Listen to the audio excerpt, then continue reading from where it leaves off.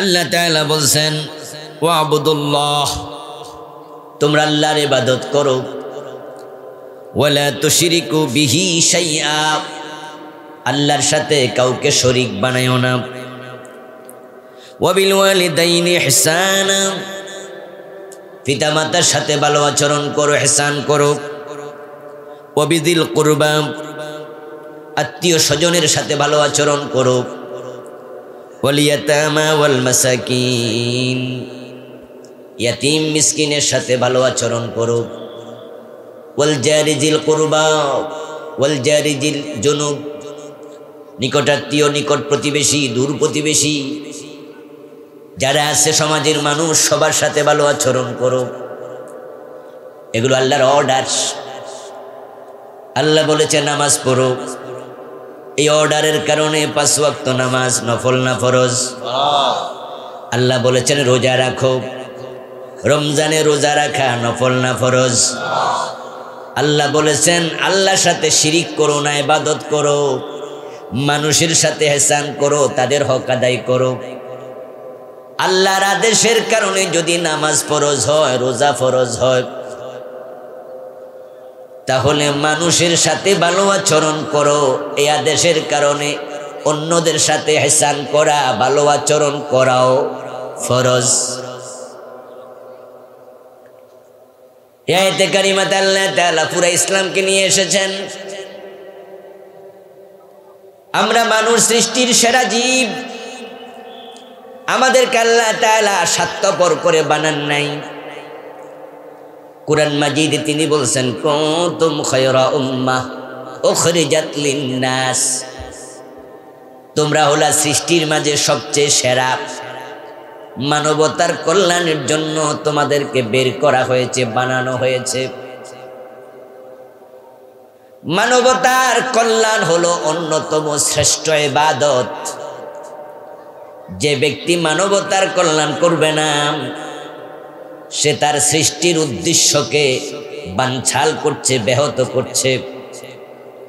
কুনতুম খায়রা উম্মাহ, তোমরা সৃষ্টির মাঝে সেরা।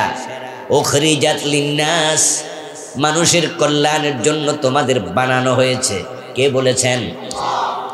আর এক আয়াতে আছে ওয়ামা খালাকতুল জিন্না ওয়াল ইনসা ইল্লা লিয়াবুদুন, আমি মানুষ এবং জিনকে শুধুমাত্র আমার ইবাদতের জন্য বানাইছি।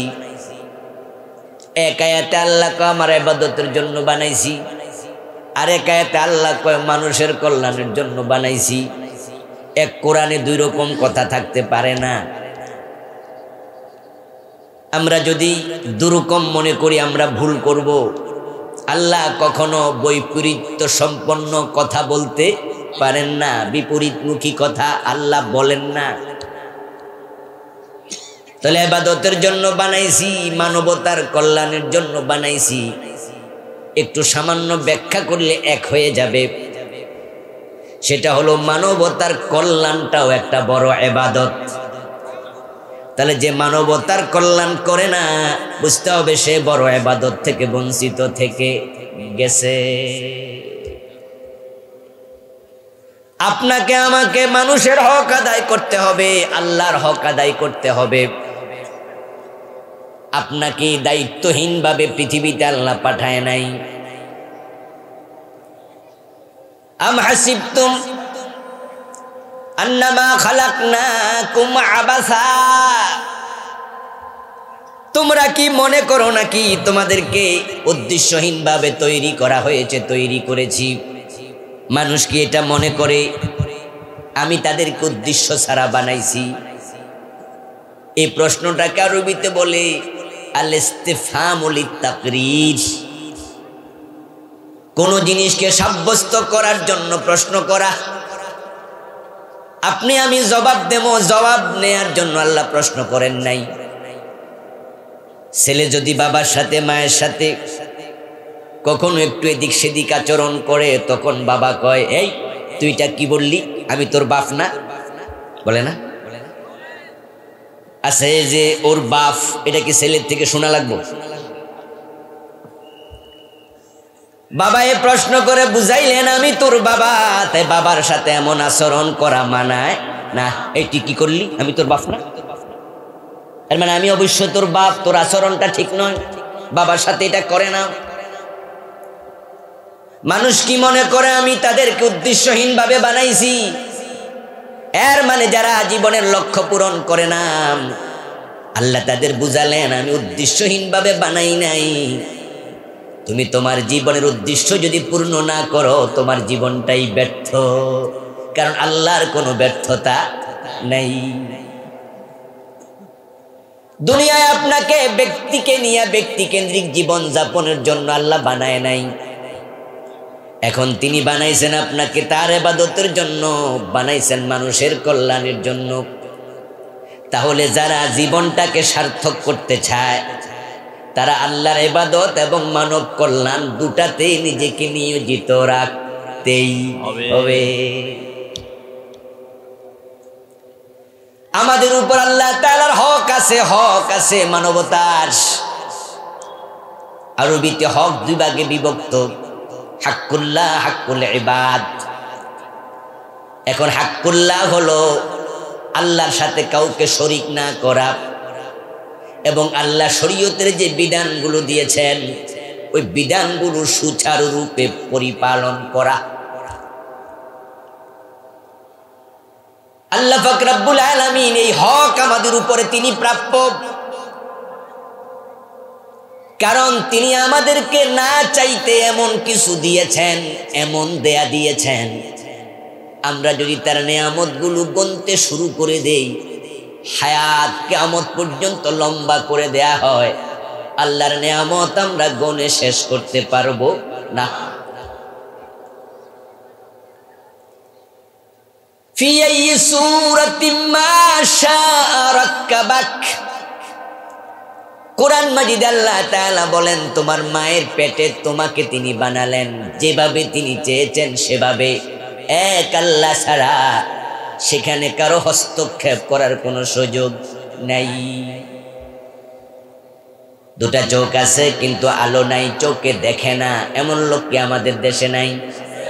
দুটা কান আছে কিন্তু শুনতে পায় না, এমন লোক আছে না নাই? দুটা পা আছে হাঁটতে পারে না, প্যারালাইজড, এমন লোক আছে না নাই? ও প্রিয় ভাই, আমার আল্লাহ চাইলে তাদের মতো আপনাকে আমাকে বানানোর ক্ষমতাও আল্লাহর ছিল এবং এখনো আছে। আমাদের উপরে তার হক কেন? কারণ তিনি এমন দেয়া দিছেন, তার শুকরিয়া আদায় করলে হক আপনি স্বীকার করতে বাধ্য। যে ব্যক্তি অকৃতজ্ঞ সে তো মানুষই না। যদি আপনি মানুষ হিসাবে নিজেকে প্রমাণ করতে চান, আল্লাহর দেয়া নেয়ামতগুলো এক নাম্বার কাজ, কমপক্ষে স্বীকৃতি দিতেই হবে। তিনি আমাদের হস্তকর্ণ, নাসিকা, চক্ষু, পদ সব দিলেন, মুসলিম মায়ের পেটে পাঠালেন, জন্মের পরপর কানে আজান চলে গেল। আপনার বেঁচে থাকার জন্য যত রকমের মাখলুকাতের সাহায্য দরকার সবগুলো সাহায্য করছে। গাছ আপনার জন্য প্রতিনিয়ত অক্সিজেন সাপ্লাই দিচ্ছে। আজ থেকে কয়েকশো বছর আগে মানুষ জানতই না যে অক্সিজেন নামে একটা পদার্থ আছে যেটা ছাড়া মানুষ বাঁচে না। করোনা আসার পর অক্সিজেনের গুরুত্ব আমাদের কাছে আরো বেড়েছে। ঢাকায় অনেকগুলো হাসপাতাল করোনাকালীন রোগী ভর্তি করে নাই বলে অক্সিজেন নাই। গাছ অক্সিজেন সাপ্লাই দিচ্ছে অনবরত। আকাশ সামিয়ানা হয়ে আমাদেরকে আশ্রয় দিয়েছে, জমিন বিছানা হয়ে তার বুকে জায়গা দিয়েছে, পাহাড়গুলো পেরেক হয়ে জমিনকে হেলে দুলে যাওয়া থেকে হেফাজত করছে। আমাদের দেখতে পাওয়া, আমাদের শুনতে পাওয়া আমাদের নিয়ামত। দুটা কিডনির দাম কত? যারা ডায়ালাইসিস করে করে বেঁচে আছে তাদেরকে দেখলে বুঝবেন কিডনি কিভাবে আপনার রক্ত পুরা দেহে সার্কুলেট করছে। ও প্রিয় ভাই, যাদের কিডনি ড্যামেজ হয়ে গেছে তারা বুঝে দুনিয়ায় বেঁচে থাকা কত কঠিন।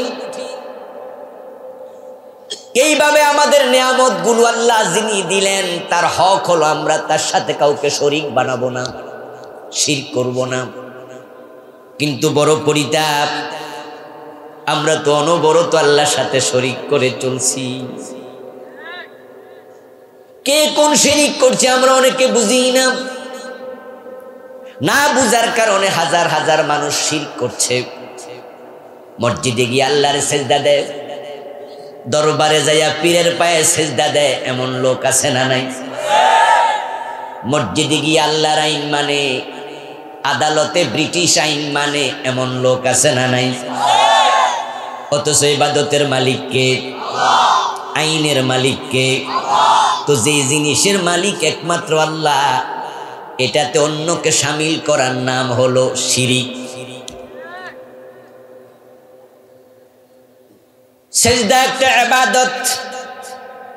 তা আপনি সেজদা দেবেন শুধু আল্লাহকে। যদি আপনি সেজদা আল্লাহকেও দেন, আবার পীরের পায়েও দেন, আপনি শিরিককারী। আল্লাহর প্রথম হকটাই হলো তার সাথে কাউকে শরীক করা যাবে। আপনি মসজিদে ডান পা দিয়ে ঢোকেন, মসজিদ থেকে বাম পা দিয়ে বের হন, আল্লাহু আকবার বলে নামাজ শুরু করেন, সালাম ফিরে নামাজ শেষ করেন।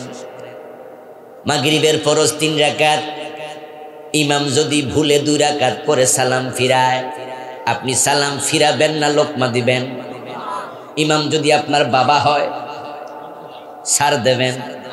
ইমাম যদি আপনার পীর সাহেব হয়, ছাড় দেবেন? কারণ আপনি তো আল্লাহর আইন মানেন। আল্লাহ মাগরিবের ফরজ করেছে 3 রাকাত। আমার বাবা যদি 2 রাকাত পরে ভুলে সালাম ফিরায়, আমি বাবারও ছাড় দেব না।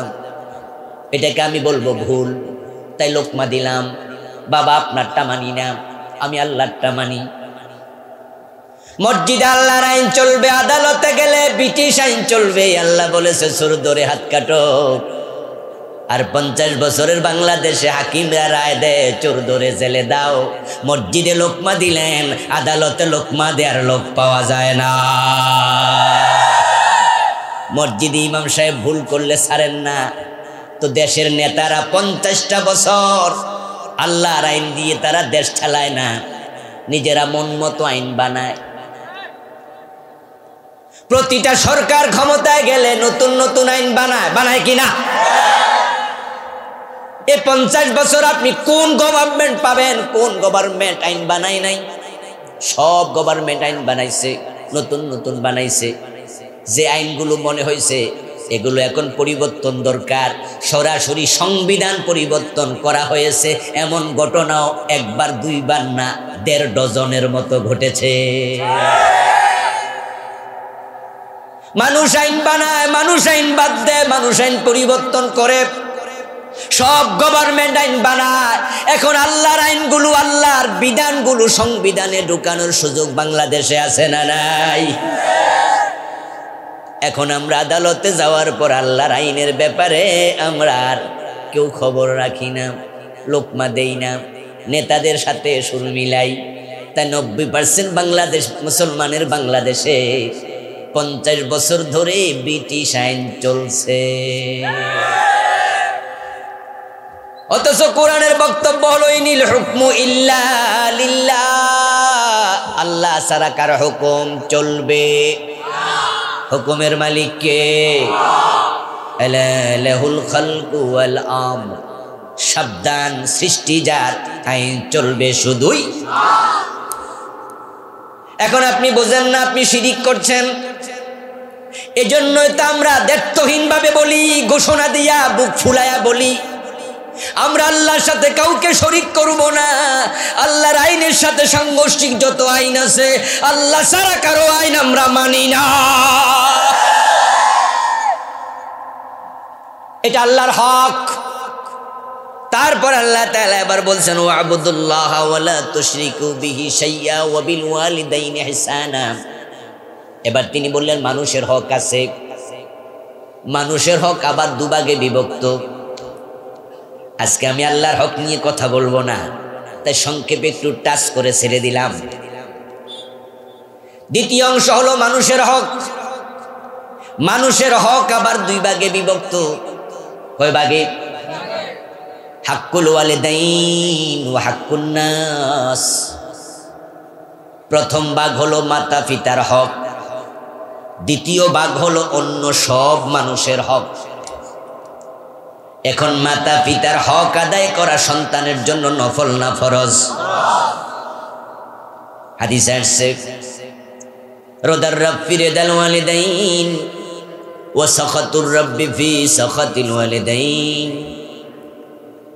তোমার রবের সন্তুষ্টি তোমার মা বাবার সন্তুষ্টির উপরে নির্ভর করে আছে। 10 তলা বিল্ডিং দাঁড়ায় আছে, আপনি ভাববেন না একতলা থেকে শুরু, একতলার নিচে মাটির নিচে আরো একতলার চেয়ে বেশি আছে, ওটার নাম ফাউন্ডেশন।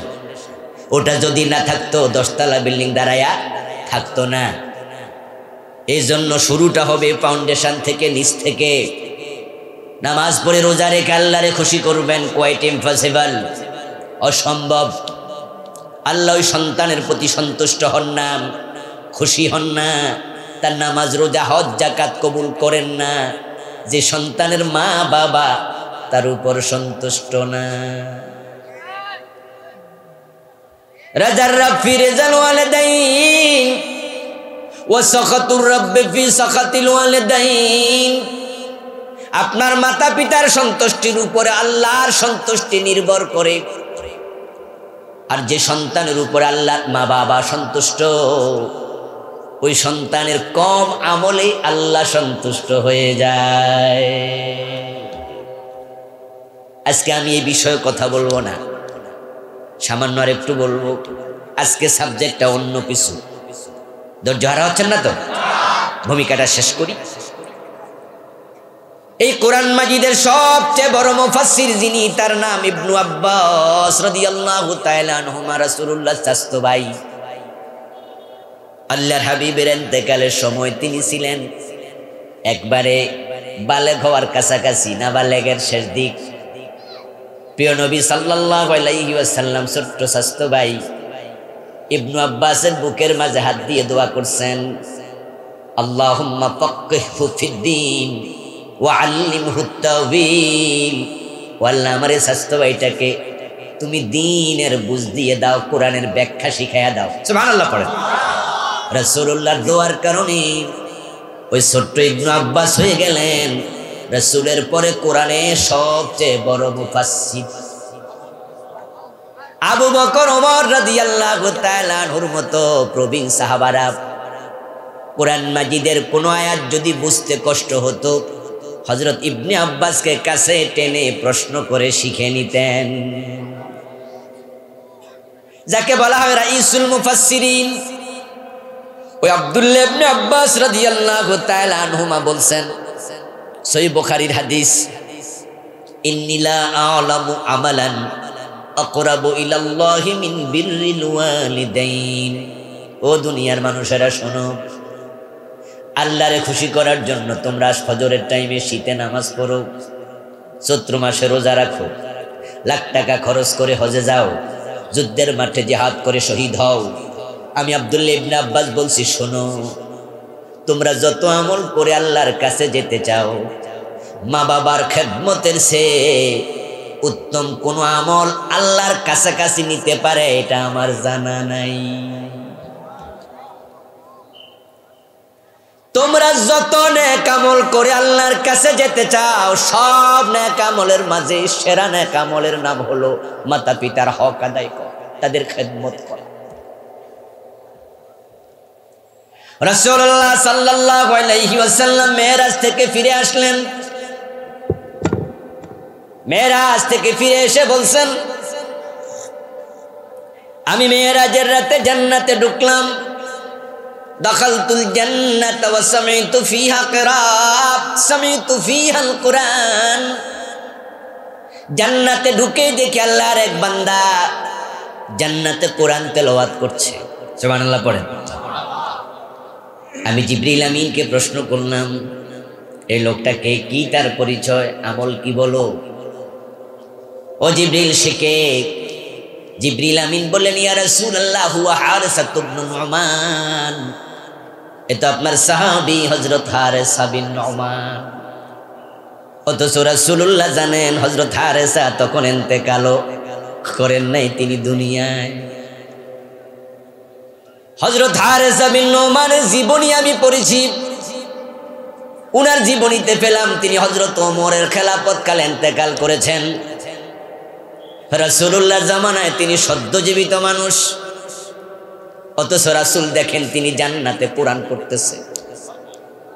ফিরে আসলেন দুনিয়ায়, হযরত হারেসাকে ডাকলেন, ও হারেসা, আমি তোমাকে জান্নাতে কোরআন তেলাওয়াত করতে দেখে এসেছি। গোপনে গোপনে আল্লাহরে কেমনে এত খুশি করে ফেললা, কি আমল করো হারেসা আমারে বলো দেখি। সুবহানাল্লাহ পড়ে। হযরত হারেসা বিন নোমান বলেন, ইয়া রাসূলুল্লাহ, আমি তো অন্য সাহাবাদের মতোই নেক আমল করি, আপনি যেগুলো বলেন সেগুলোই তো মানি। তবে একটা আমল আমার একটু ব্যতিক্রম আছে, সেটা হলো আমার বুড়া মা আছে। আমার মা নিজে খাইতে পারে না, এত বুড়া হয়ে গেছে। আমি মারে না খাওয়াইয়া কখনো নিজে খাই না। আমার মা গোসল করতে পারে না, আমি গোসল করে দেই। গায়ের মাঝে আমি তেল মেখে দেই, মাথার চুলগুলো চিরুনি দিয়ে আশ্রয়া দেই। হারেসার সাথে রাসূল কথা বলছেন। কয়েকজন সাহাবী দৌড় মাইরে আসছে, এসে তারাও শুনেছে। শুনে তারা সুরে সুর মিলাইয়া বলে, হুজুর ঠিক, ওয়াকানা হাক্কা বাররান নাস বিউম্মিহি। হারেসা ঠিক বলেছে, সে মায়ের সাথে এত ভালো আচরণ করে, আমাদের দেখাশোনার মাঝে মায়ের সাথে এত ভালো আচরণ অন্য কেউ করে না, সে সবার মাঝে সেরা। সুবহানাল্লাহ পড়ে।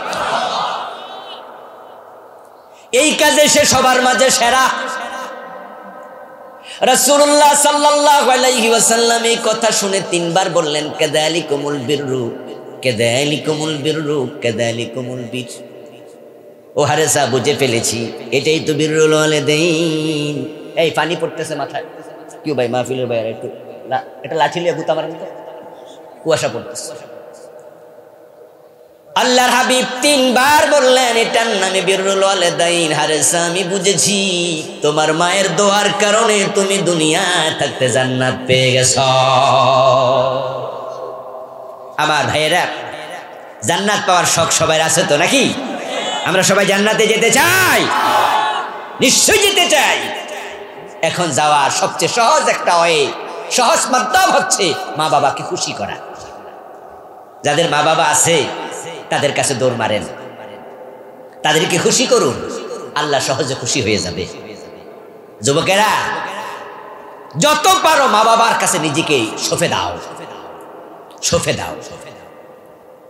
একজন সাহাবী বিশ্বনবীকে জিজ্ঞাসা করছিলেন, ইয়া রাসূলুল্লাহ, এই যে আপনি বলছেন মা বাবার হক আদায় করার জন্য, এখন আমার উপর মা বাবার কি কি হক আছে?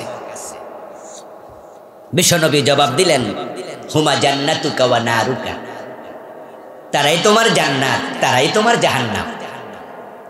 এখন তাদেরকে কেমনে খুশি করবে এটা তুমি বোঝো। তাদের সন্তুষ্টি মানে জান্নাত, তাদের অসন্তুষ্টি মানে জাহান্নাম। আবার বলছি, রাসূলের হাদিসের বক্তব্য হলো, তারাই তোমার জান্নাত, তারাই তোমার জাহান্নাম। এর মানে কি? তাদের সন্তুষ্টি মানে জান্নাত, অসন্তুষ্টি মানে জাহান্নাম। সে মাতা পিতার পরে আমাদের সবচেয়ে হক যাদের প্রতি বেশি, সেটা হচ্ছে স্বামীর প্রতি স্ত্রীর হক, স্ত্রীর প্রতি স্বামীর হক। আজকের বাংলাদেশের অসংখ্য মানুষ এই হকের ব্যাপারে একবারে গাফেল, এতটাই গাফেল যে দাড়ি পেকে গেছে, চোখের ভ্রু পর্যন্ত পেকে গেছে, এখনো বউয়ের মহারানা দেয় নাই, এমন স্বামী আছে না নাই? অথচ বলুন তো, মহারানা দেয়া নফল না ফরজ?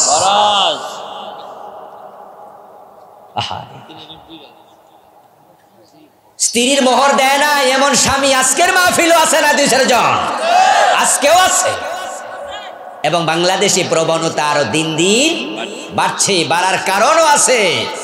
এমন পরিমাণ মোহর এখন নির্ধারণ করা হয়, স্বামী দেয়ার সামর্থ্য তার নাই। আমার ভাইয়েরা, আল্লাহ তাআলা সূরা তাগাবুনে বলছেন, ইয়া আইয়ুহাল্লাযীনা আমানু ইন্না মিন আজওয়াজিকুম ওয়া আওলাদিকুম আদুওয়াল লাকুম ফাহযারুহুম।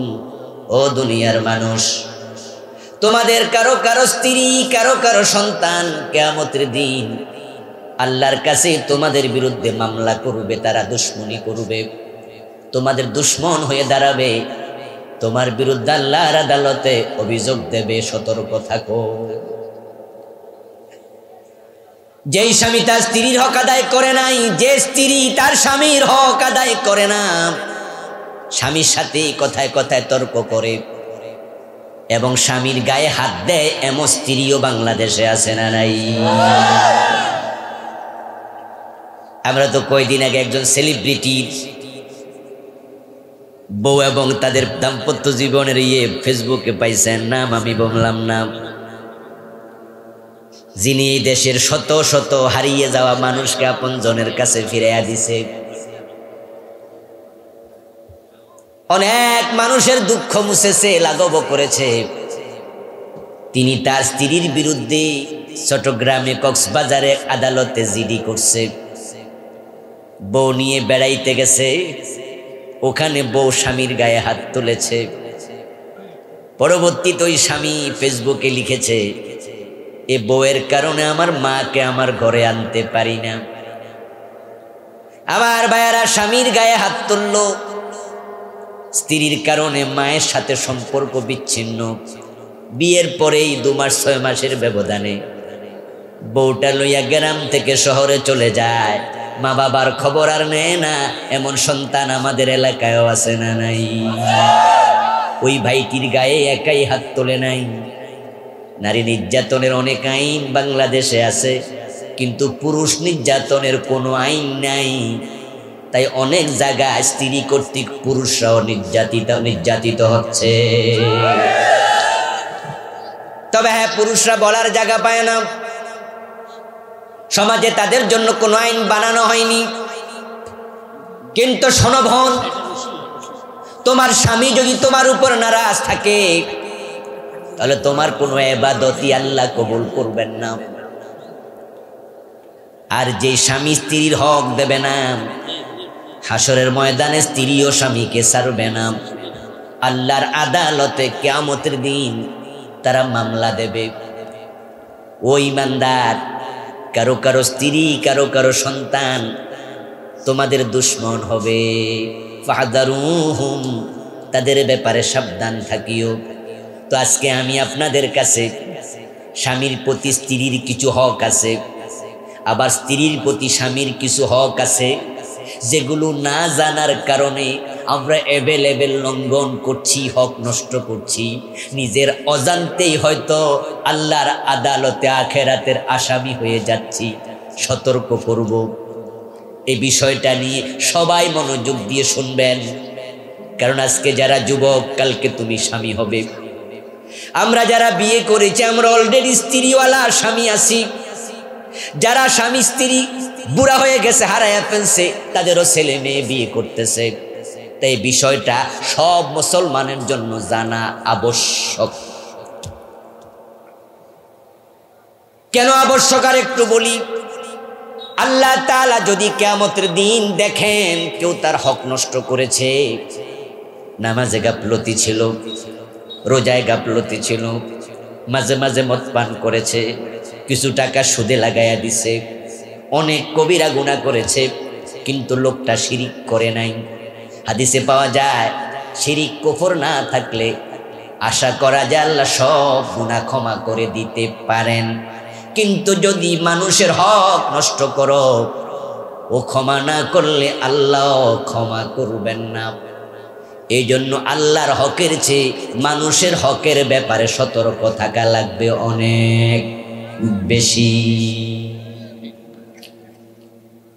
আমার ভাইয়ারা, 100 জন লোককে খুন করে তারপরে জান্নাত পাইছে তাওবা করার মাধ্যমে, এমন হাদিস আছে না নাই?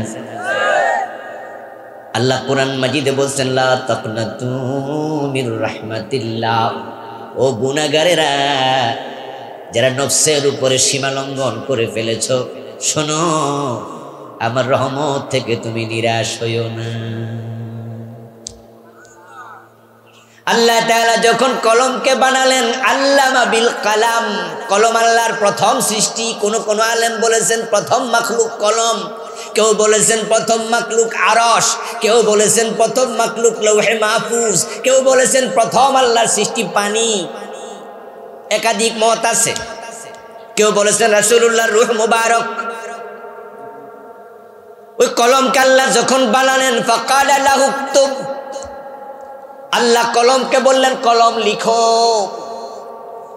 কলম জিজ্ঞাসা করলো ইয়া রাব্বাল আলামিন মাযা আকতুব, ও জগতের প্রভু কি লিখবো, আমি তো লিখতে জানি না, আমার তো এলেম কালাম নাই, সব তো তোমার। আল্লাহ বলল কলম লেখো সাবাকাত রাহমাতি গাদাবি। কলমকে আল্লাহ ফার্স্ট যেটা লিখতে বললেন লোহে মাহফুজের মাঝে লিখো। লেখাটার বাংলা অর্থ হলো আমি আমার বান্দার উপরে যতই রেগে যাই, আমার বান্দা যদি তাওবা করে আমার রহমত রাগের উপর বিজয়ী হয়ে যাবে।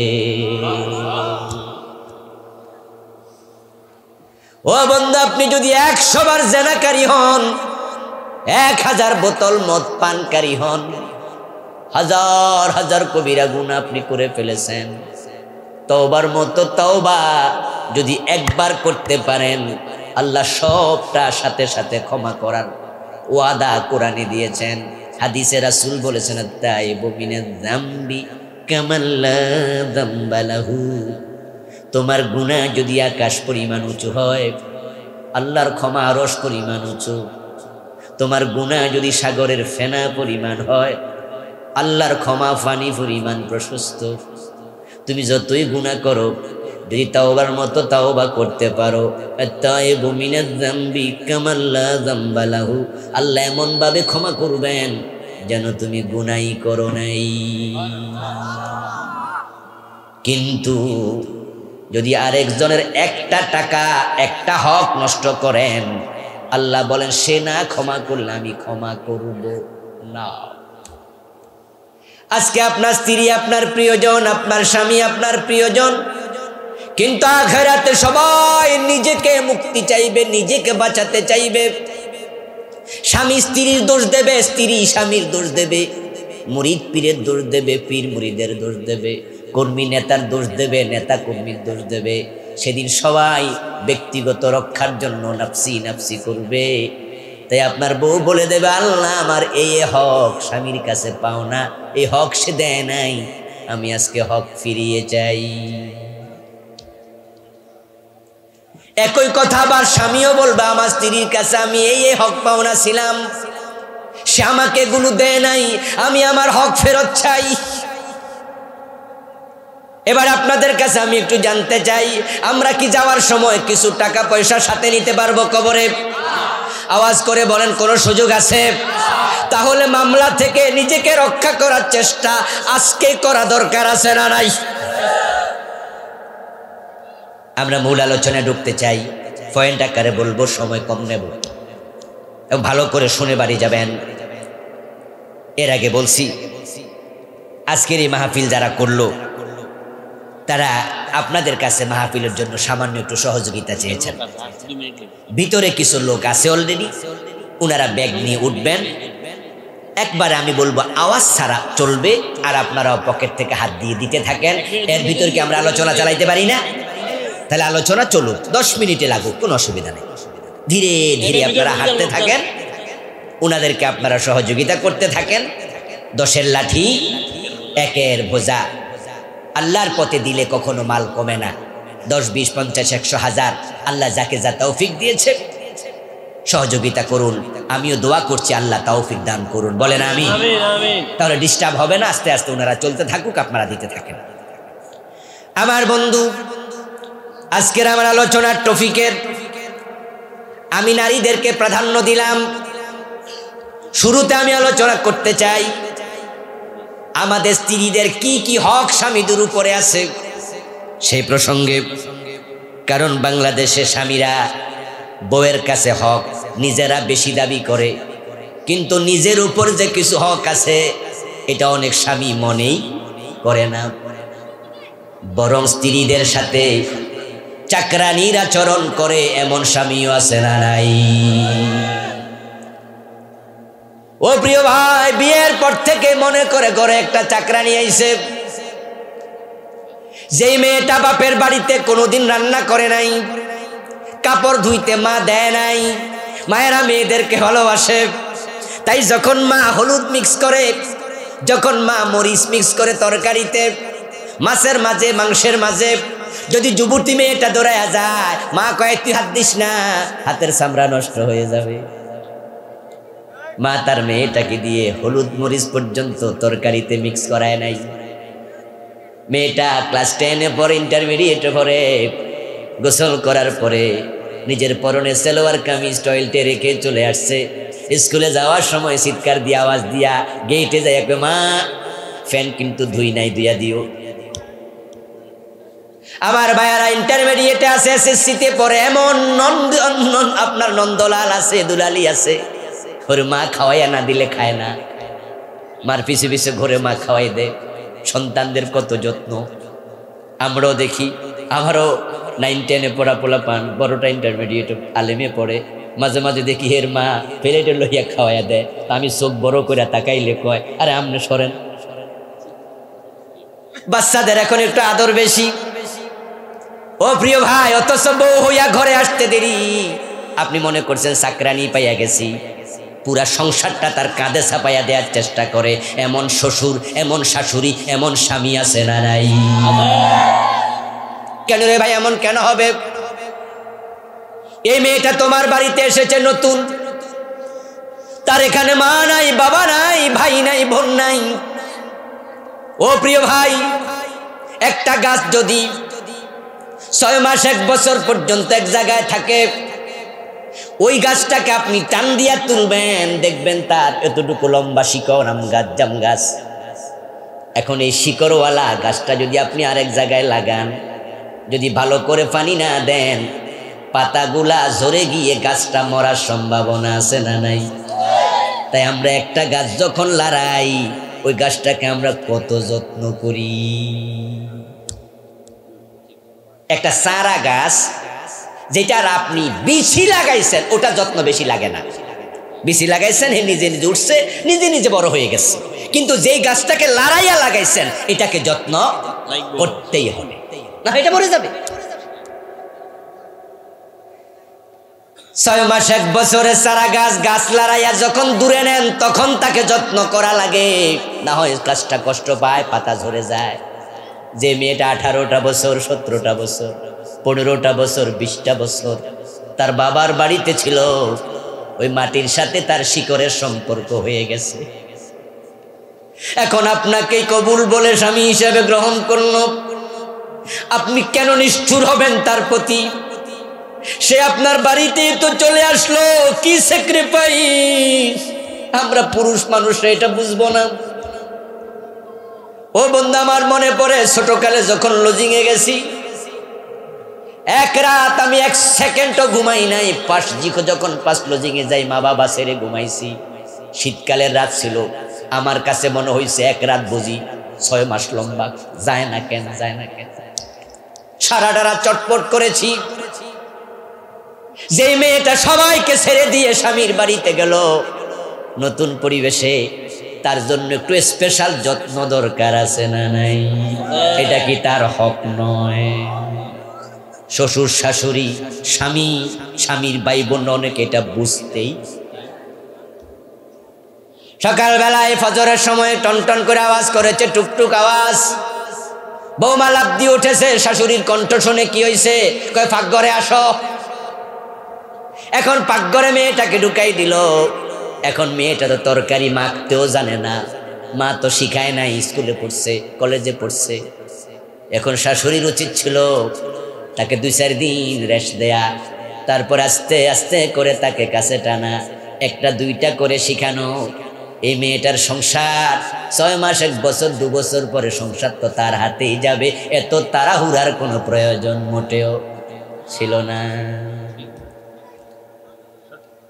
অথচ নিজের মেয়েটা যখন পরের বাড়িতে যায়, মা বসে বসে কাঁদে, কিন্তু অন্যের মেয়ে নিজের ঘরে আসলে এটা বুঝতেই চায় না যে আরেক মা বসে বসে কাঁদতেছে।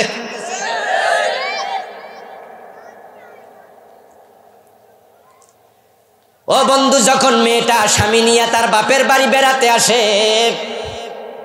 তখন সকাল বেলায় মা কয় ডাকিস না মরিয়ম ঘুমাক, জামাই শোয়াইছে। রাত সকাল 8টা বাজে 9টা বাজে নাস্তা রেডি কইরা ডাক দে, তো তোমার মেয়েটা যদি স্বামীর সাথে আসলে একটু আরাম দাও, অন্যের মেয়েটাকেও আরাম দেয়া দরকার আছে না নাই? আমাদের দেশে প্রায়শই শোনা যায় শাশুড়ি বৌমা সম্পর্ক ভালো না। আমি মনে করি এই জন্য শুধু বউদেরকে দায়ী করা চলবে না, এই জন্য শাশুড়িদের কিছু দায়িত্ব আছে না নাই? শাশুড়ি যদি বৌমাটাকে নিজের মেয়ে মনে করত, তাহলে কয়েকদিন পরে দেখা যেত বৌমাও নিজের মা মনে করত। কিন্তু প্রথম দিনে এনে পাকঘরে ঢুকাই দিছেন, কাজ সব চাপাইয়া দিছেন, ওই মেয়ে হাত ফুরে ফেলছে। প্রথম দিনে তরকারি আনতে যাইয়া, ডিম ভাজি করতে যাইয়া তার তেল আইসা গাল পুড়ে গেছে। এই মেয়ে কি আপনার জীবনে মা মনে করবে? দোষটা আপনি ফেস লাগাই দিয়েছেন। সে তো ডিমও বাঁচতে জানতো না, ওরে দিয়ে এত কাজ কেন তো শুরু? আমার বন্ধু, স্বামীদের প্রতি দায়িত্ব। স্বামী তার ঘরে চাকরানি আনে নাই, কাজের লোক আনে নাই, স্বামী এনেছে তার অর্ধাঙ্গিনী, তার জীবন সঙ্গিনী, ঠিক না? এই জন্য তাকে অবশ্যই তার হক দিতেই হবে, যত্ন করতেই হবে। এখন তার কি কি হক আছে? এই বইটা আমার নিজের লেখা, ব্যক্তি ও পরিবার গঠন ইসলাম, 450 উপর হাদিস দিয়ে লিখেছি। কোরআন মাজিদের আয়াত লিখেছি এখানে 250টার মতো, হাদিস লিখেছি 450টা, অনুবাদ লিখেছি, কোন বই থেকে এনেছি পৃষ্ঠা নাম্বার দিয়েছি। এতটাই জীবন ঘনিষ্ঠ আলহামদুলিল্লাহ। যে ব্যক্তি বইটা পড়বে, এই বইটা পড়ে একজন জেনারেল লোক ও আলেম হয়ে যেতে পারবে। 450 হাদিস, রাগ করবেন না, 450 হাদিস অনেক মাওলানাও জানে না।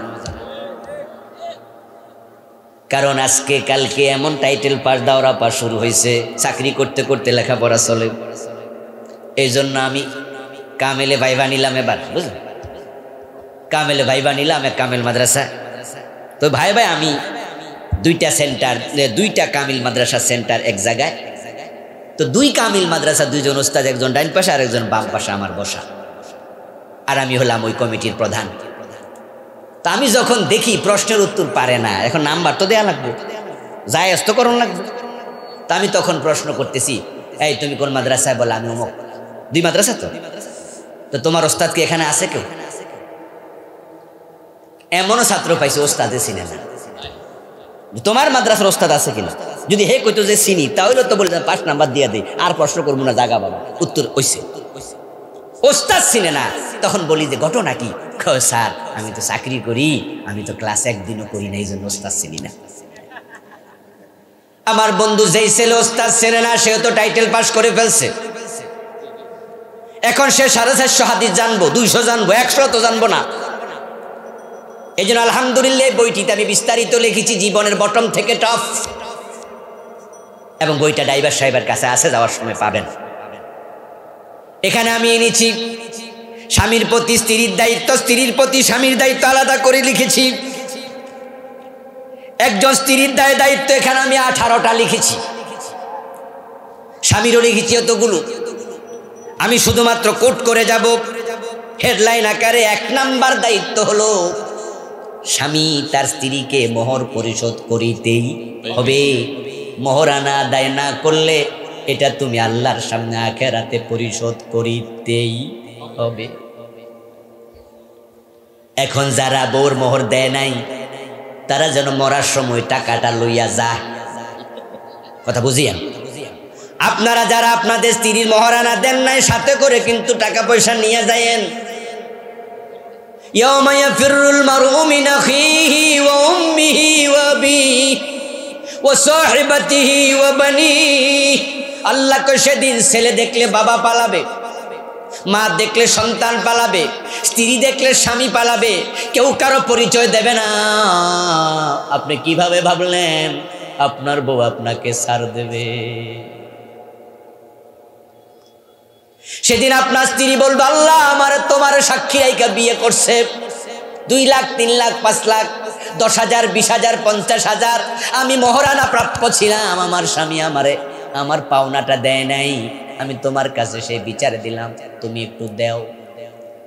রাসূলুল্লাহ সাল্লাল্লাহু আলাইহি ওয়াসাল্লাম বলেন, আল্লাহ তাআলা বলবো, বান্দা 1 লাখ টাকা মোহর দিবি, এই শর্তে তো বিয়ে করেছিস, এখন তার 1 লাখ টাকা দিয়ে দে। সে বলবে, আল্লাহ সাথে তো কোনো টাকা পয়সা নাই। আল্লাহ বলবেন, তা আমিও জানি, তাহলে 1 লাখ টাকা দুনিয়া সাদাকা করলে সে যে পরিমাণ সওয়াব পাইতো, ওই পরিমাণ সওয়াব আমলনামা থেকে তারে দিয়ে দে। মানুষের সওয়াব দেওয়ার মতো এত বেশি সওয়াব আপনার হইছে যে আপনার সওয়াব অভাব নাই, তাই দিল অসুবিধা নাই। এমন এখানে কয়জন আছি আমরা? তাহলে এমনি তো সওয়াবের টান পড়ে আছে, আবার বৌরে দিল উপায় কি? এবং আজকের এই দিনে তো মহারানা এত বেশি, কম তো আর নাই। এখন বাংলাদেশে মহারানা বেড়ে যাওয়ার পিছনেও কারণ আছে। কারণ হলো ছেলে পক্ষের চিন্তা হলো যা লেখার লেখুক, মনে মনে আছে দিমই না, ঠিক না? আবার মেয়ে পক্ষ বোঝে দিব তো না জানি, বেশি করে লেখো যেন তালাক দিতে আবার দিলে মামলা। 2 পক্ষই সিটা, 2 পক্ষ বাটফা, ঠিক না? 2 পক্ষের অন্তর খারাপ। অথচ তারা আমাদের আত্মীয়তা হচ্ছে, কি হচ্ছে? আত্মা থেকে আত্মীয়। একটা আত্মার সাথে আর একটা আত্মার সম্পর্ক হবে। হুন্না লিবাসুল লাকুম ওয়া আনতুম লিবাসুল লাহুন।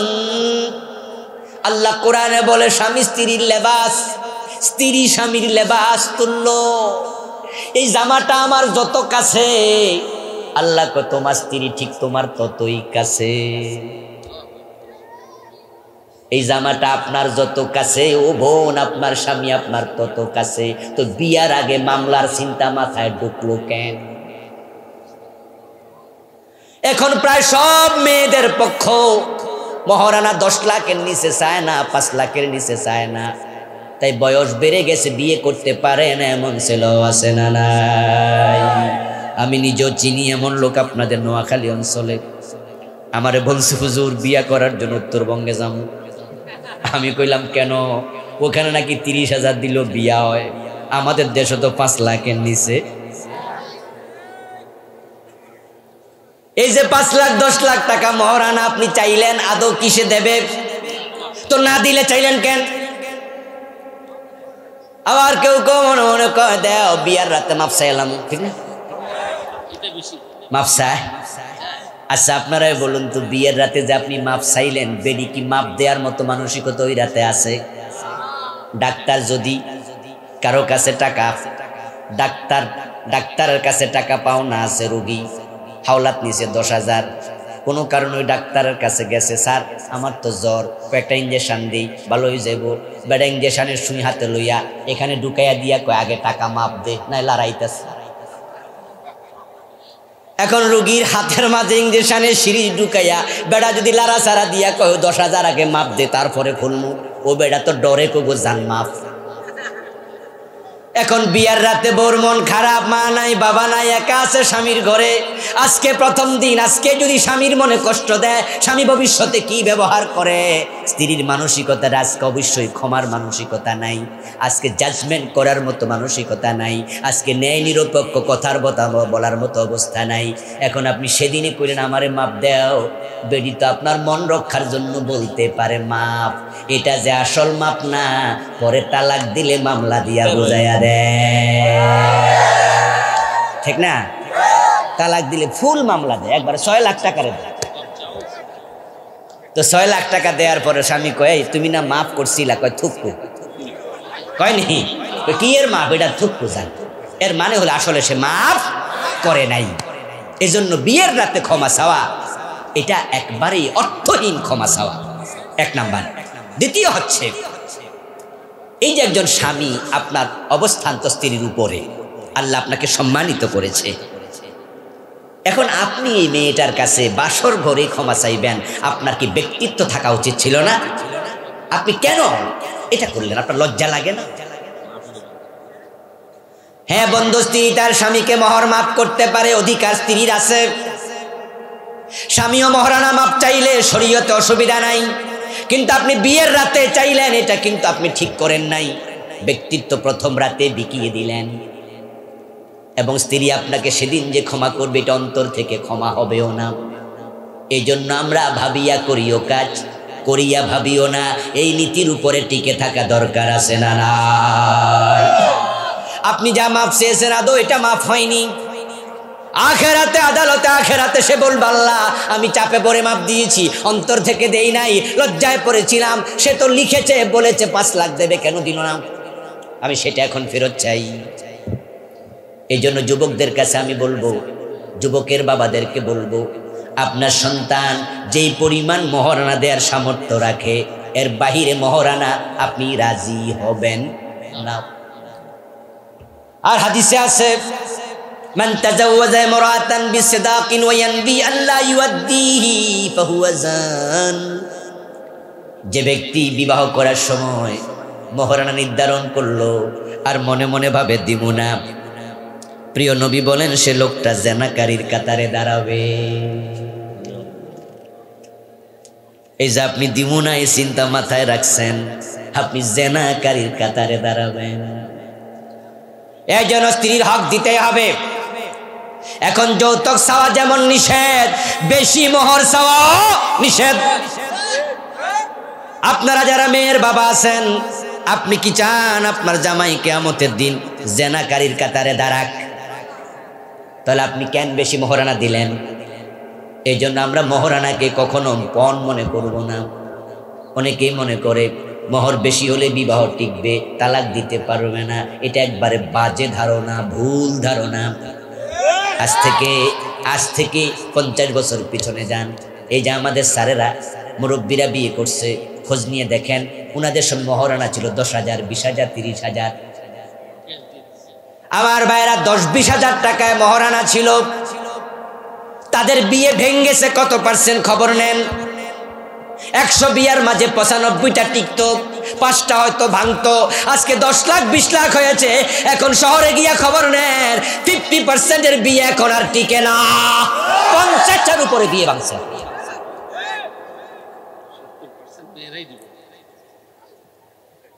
ও প্রিয় ভাই, আপনার মহারানা দিয়ে আপনি কখনো সংসার জোড়া লাগায় রাখতে পারবেন না।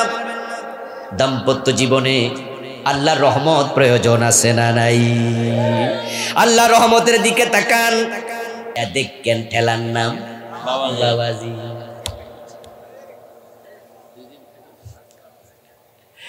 রান্না বান্না করে 3-4টা 5টা পোলাপান সামলায়া আপনার মনও খুশি রাখে।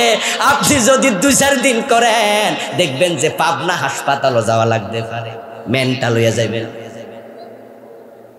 গৃহের কাজ সামলানো একবারে সহজ নয়, বড় কঠিন কাজ। চুলার সামনে গরমের মাঝে, আগুনের মাঝে, চৈত্র মাসের দুপুরে যখন রান্নার জন্য 1.5-2 ঘন্টা দাঁড়ায়া থাকে, কষ্ট কাকে বলে একটু দেখেন। চৈত্র মাসের দুপুরে ফ্যানের নিচে আমরা গেঞ্জি খুলে বইয়া থাকি, তাও তো গরম, তাও ঘাম হয়। আর এই বেডি তো এমন পাকঘরে আছে যেখানে ফ্যান চালানো যায় না, ফ্যান চালালে আগুন নিভা যাইব। এরপর আমরা পুরুষরা যেমন গেঞ্জি টেঞ্জি খুলে বসে থাকি, মহিলা কি কাপড় খুলতে পারে? তার গায়ের মাঝে কাপড়, ওড়না, ব্লাউজ, মাথার মাঝে আবার থাকে আরেক ওড়না।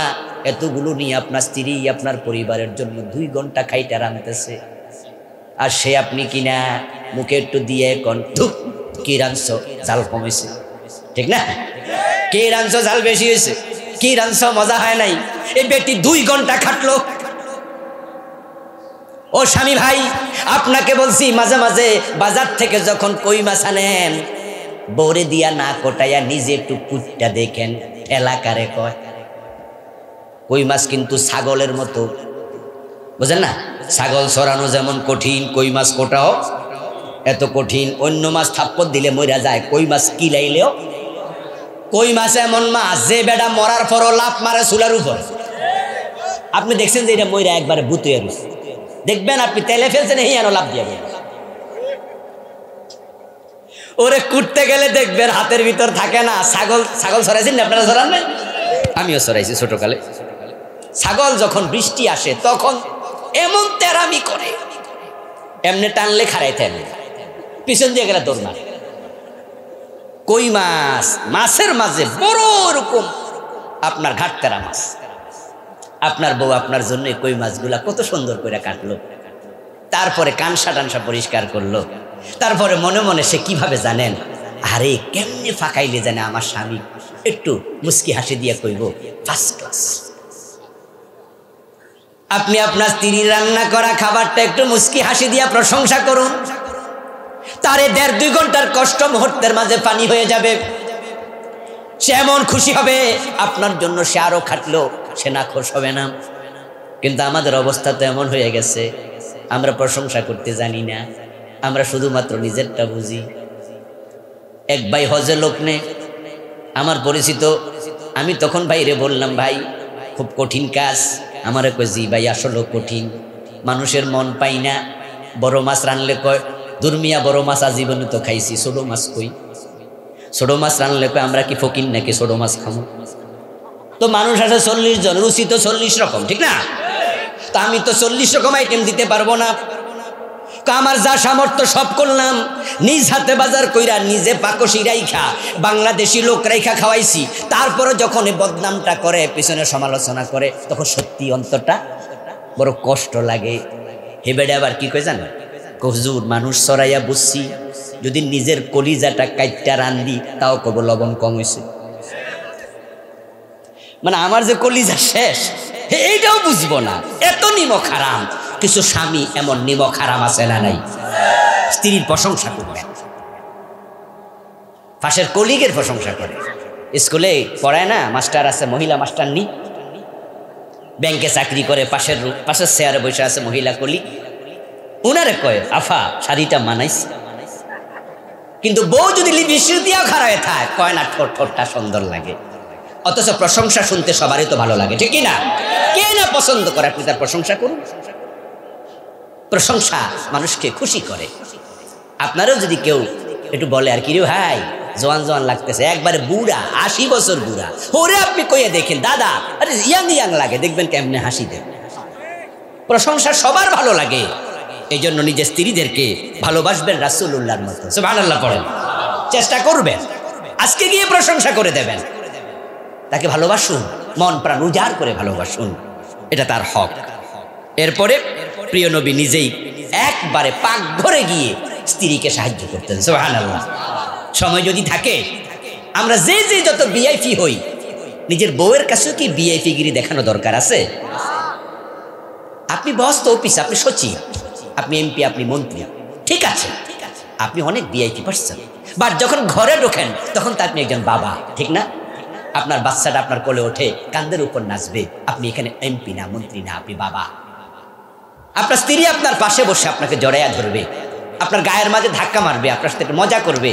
আপনি ভাবতেছেন এই আমি মন্ত্রী, আমার ধাক্কা মারে, আমার তো সচিবে সালাম দেবে। হলো না, হলো না। আপনি আপনার মায়ের কাছে শিশু, বাবার কাছে শিশু, আপনার বিআইবি সব ভাব বাহিরে রাখবেন।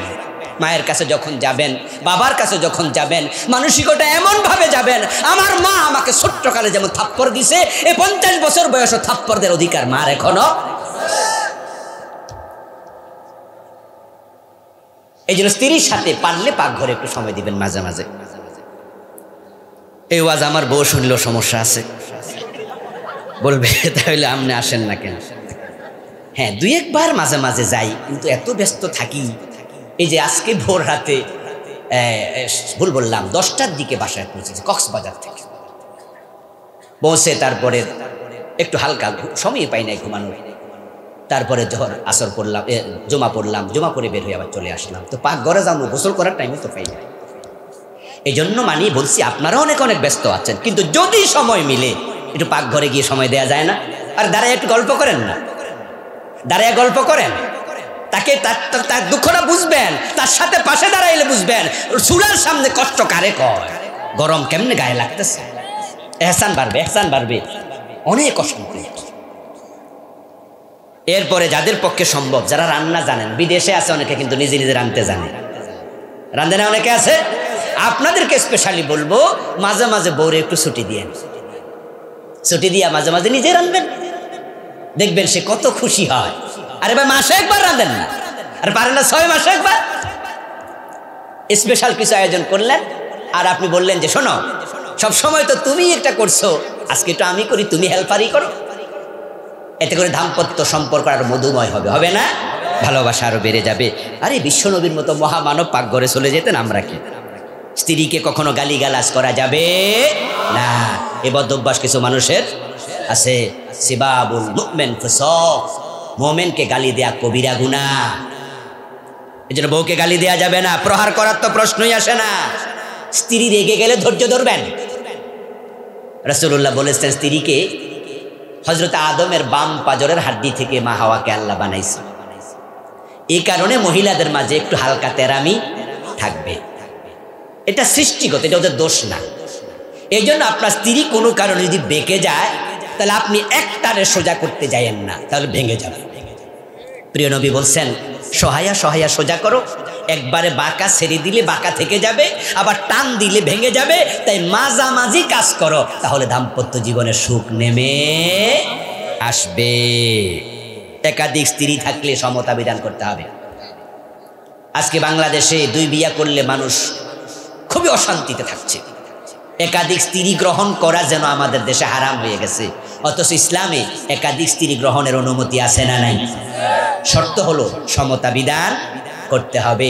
যাদের একাধিক স্ত্রী আছে, স্ত্রীদের মাঝে সমতা বিধান করবে না, যা ইয়াউমাল কিয়ামাতি ওয়া শাক্কুহু সাকিত।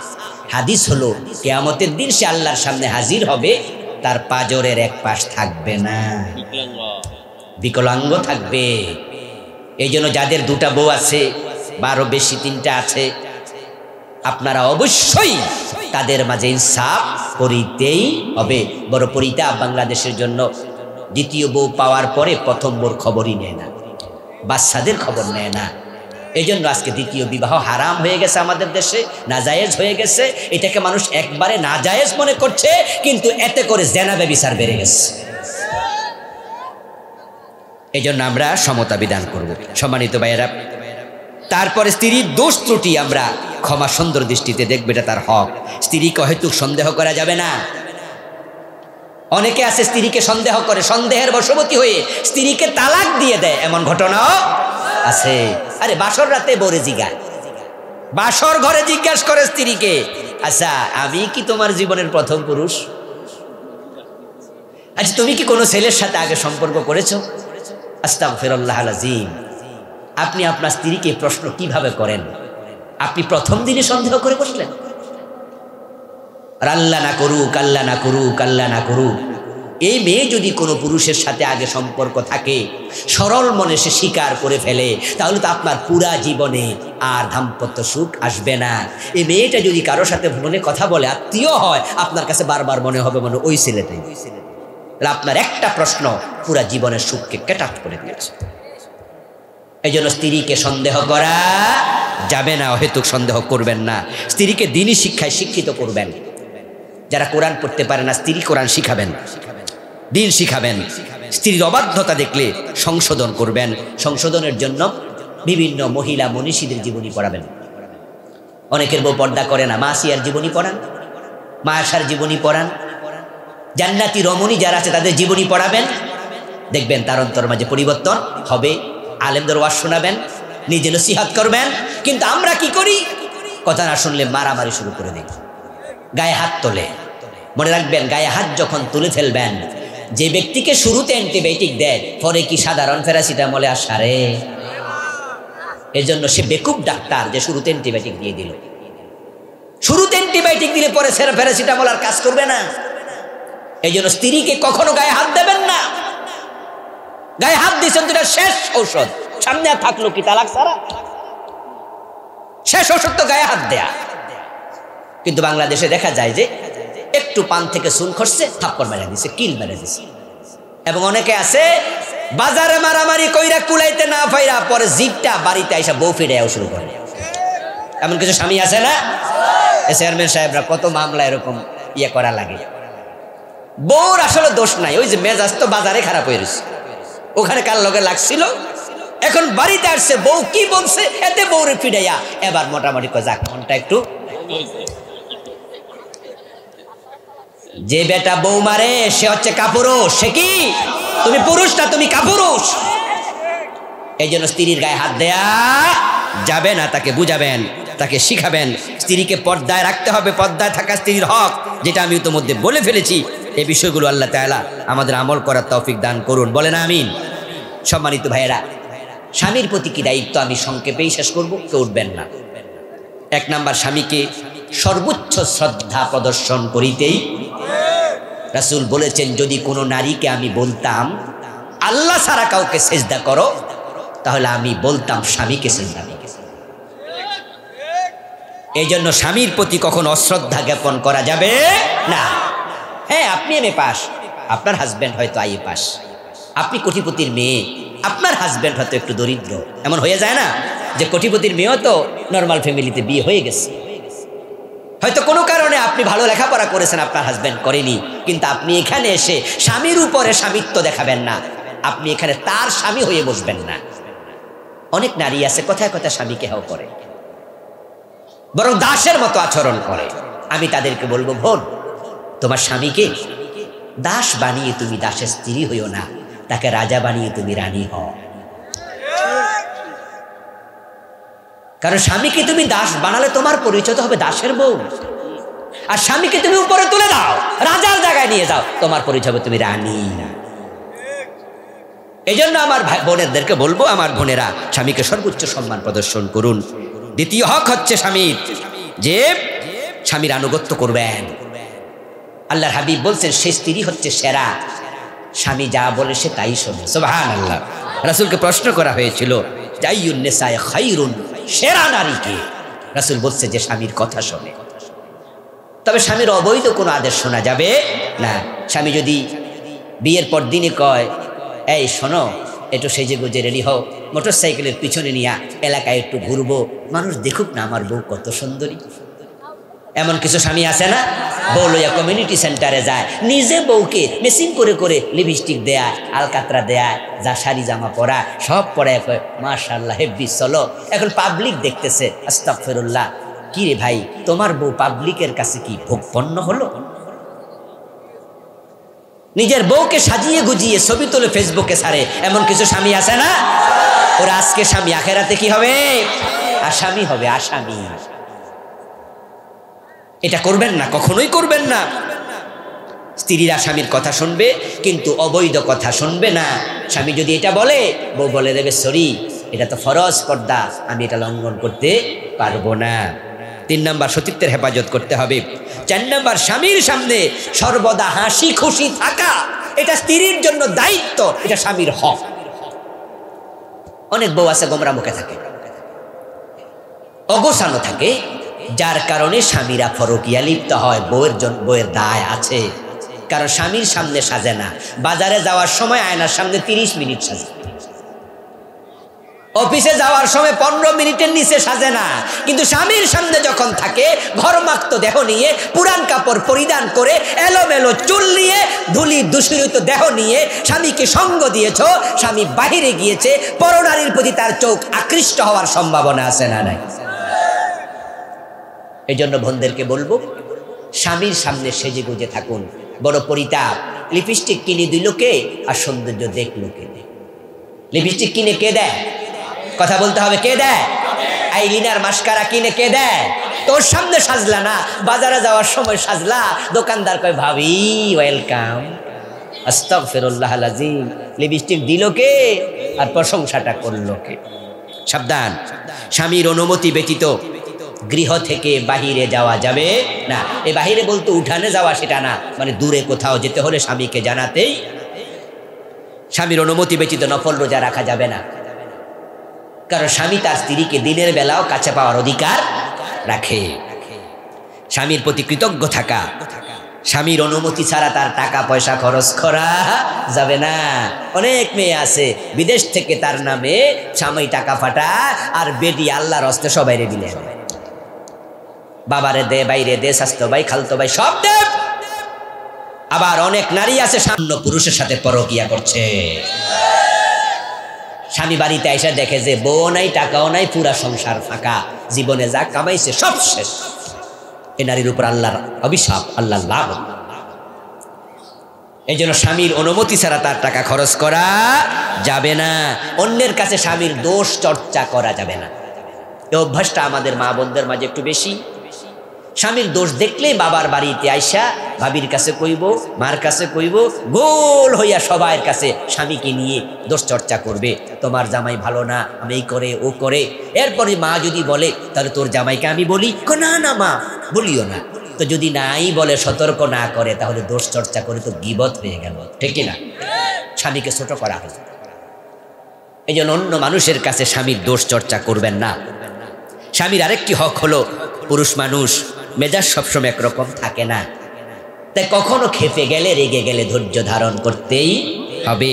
যেই সংসারে স্ত্রী ধৈর্যহীন, ওই সংসারটা ব্যাটল ফিল্ডের রূপ নেয়। যেই সংসারে মারামারি দেখবেন, ওই সংসারে বুঝতেই হবে একজন না একজনের ধৈর্যহীনতা আছেই। এই জন্য সংসারে সুখ চান তো বোন, আপনি ধৈর্যওয়ালা হয়ে যান। মুখের মাঝে পানি ঢুকায় রাখবেন স্বামী যখন বকবে। পারছেন না তো সহ্য করতে, এমন ব্যবহার স্বামী করে, আপনাকে অনুরোধ করব তখন মুখের মাঝে পানি ঢুকায় রাখবেন। ফেলবেনও না, গিলবেনও না। স্বামী দেখবেন 2 মিনিট, 5 মিনিট, 10 মিনিট বকাবকি করে এক পর্যায়ে সে থেমে যাবে। এক হাতে তালি বাজে না। আর দুইজন যদি শুরু করে দেন, আমারে কইছে আমি কমু না কেন, তাহলে ধীরে ধীরে দাম্পত্য জীবনটা বিষিয়ে উঠবে। এই জন্য মেয়ের বাবাদেরকে বলবো, আপনার মেয়েকে আপনি বুঝাবেন স্বামীর সাথে কখনো রাগ করে কথা বলবে না। স্বামীর আত্মীয় স্বজনকে যত্ন নিতে হবে, স্বামীর মন মানসিকতা বুঝে ব্যবহার করতে হবে।